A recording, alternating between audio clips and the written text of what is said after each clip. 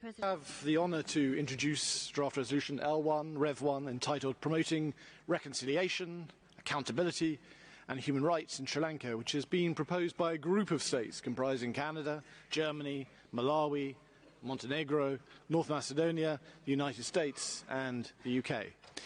The text is largely based on last year's resolution, but has been updated to reflect some of the key developments over the last 18 months in what has been a rather dramatic time for Sri Lanka, an economic crisis, mass protests and a change in government, all of which have had a significant bearing on the human rights situation in the country.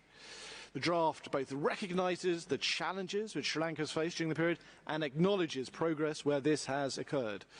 It reflects some of the more recent concerns outlined in the High Commissioner's report, especially the human rights impact of the economic crisis. And it also addresses several long-standing issues which still need to be addressed. These include the lack of accountability for past violations, the many unresolved cases of enforced disappearances, the need for Sri Lanka to meet its own commitments on the devolution of political authority, as well as the need to uphold the rights of all people in Sri Lanka, including Tamils and Muslims.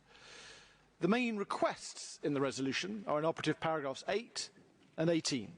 Paragraph 8 seeks to continue the work initiated in last year's resolution, which created capacity within the Office of the High Commissioner to collect, consolidate, analyse and preserve information to support judicial and other proceedings. This capacity was set up in response to the lack of progress made by Sri Lanka's domestic legal mechanisms towards accountability for past alleged gross violations of human rights. Unfortunately, this capacity has only been fully operational since May of this year and so requires more time to complete its mandate. We are therefore seeking to extend it for a further period as recommended by the former High Commissioner. Paragraph 18 requests further reporting by the OHCHR and proposes to move from an 18-month timeframe to 2 years.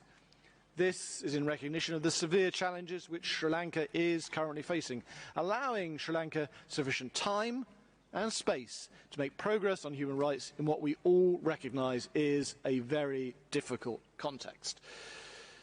Mr. President, the UK is a close partner to and a long-standing friend of Sri Lanka. Our ties run deep.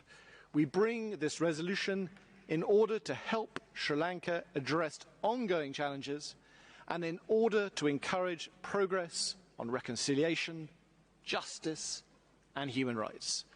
I commend this draft resolution to my fellow members of this Council. Thank you very much.